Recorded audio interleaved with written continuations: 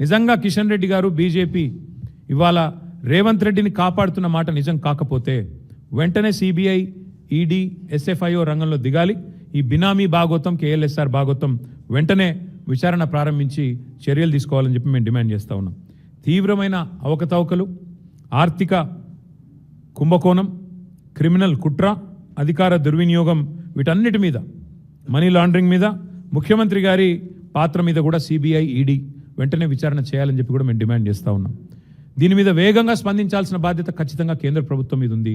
ఇప్పటికే మీకు నోటీస్ ఇచ్చి మరి సుప్రీంకోర్టు 10 రోజులు అయింది. మేము 10 రోజుల తర్వాతే మాట్లాడుతున్నాం. మీరు స్పందిస్తారేమో అనుకున్నాం, స్పందించలేదు. అందుకే స్పందించాల్సిన బాధ్యత మీ మీద ఉంది కాబట్టే మీకు గుర్తు చేయడానికే మరి ఇవాళ ఈ ప్రెస్ మీటు. మరి మధ్యలో ముఖ్యమంత్రి గారు దావోస్లో మాయమయ్యారని కూడా వార్తలు విన్నాం.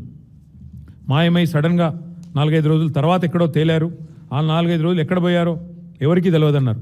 మరి ఇట్లాంటి రహస్య కార్యకలాపాలు చక్కబెట్టడానికా, మరి తమ బినామీ సంస్థలతో మరి బాగోతాలు చేయడానికా, దేనికి పోయారో వారు చెప్పాలా?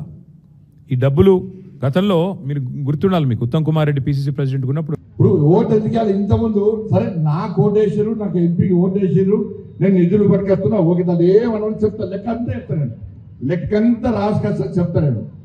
ఇప్పుడు బీఆర్ఎస్ వాళ్ళకు మొన్నటిదాకా ఓటేసి మున్సిపల్ కౌన్సిలర్ గెలిపించారు. ఏమన్నా సిరిసిల్ల మీకు సమస్యలు మారినాయా?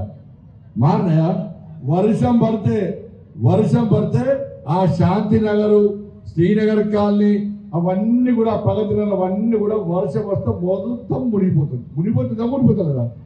ఆ వాడ మునిగిపోయి పక్క పెట్టు, సాక్షాత్తు కలెక్టరేటే మునిగిపోయింది. కలెక్టరేట్ మునిగిపోతుంది అక్క, ఇల్లు మునిగిపోతుంది అంటే ఎప్పుడో ఘటన అయిపోయాయి.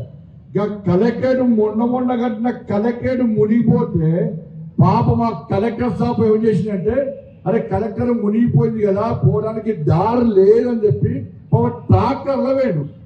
అది ఆ టీవీ వాళ్ళు చూపట్టిన బిడ్డ, నువ్వు నేను కలెక్టరేట్ కడితే నీళ్ళలో మునుక్కుంటూ పోవాలి కానీ ట్రాక్టర్లో పోతావు అని చెప్పి అదే కలెక్టర్ తీసి పడేసాడు.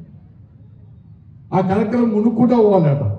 ఇక్కడ కొత్త చెరువు ఉన్నది, కొత్త చెరువు పూడిక తీయలే, దానిలో పెద్ద ఐలాండ్ కడితే ఆ కొత్త చెరువుల నీళ్ళన్నీ సిరిసిల్లలో మొత్తం ముంచులేవా. ఇక ఇంకోటక్క, మన ఇంట్లో మురుకు నీళ్ళు ఉంటాయి, డ్రైనేజీ నీళ్ళని ఒక మూల పెడతాం. దేశం మొత్తము సిటీలలో ఉన్న మురికి నీళ్ళన్నీ బయటికి పంపుతారు. మురికి నీటి శుద్ధి ప్లాంట్ అంటారు దాన్ని. ఆ బయటికి ఊరవతలు పంపుతారు. ఈయనకు ఎవరు తెలివిచ్చిండు అని తెలివి ఎక్కడదో అర్థం కానీ ఊళ్ళలో మురికి నీళ్ళని కనిపెట్టి సిరిసిన కూడా కలిసింది. మురికి నీళ్ళు బయటికి పోతాయా, సిరిసిలకు వస్తాయా? చెప్పక బయటికి పోనాయి, సిరిసిలకు రావన్నా.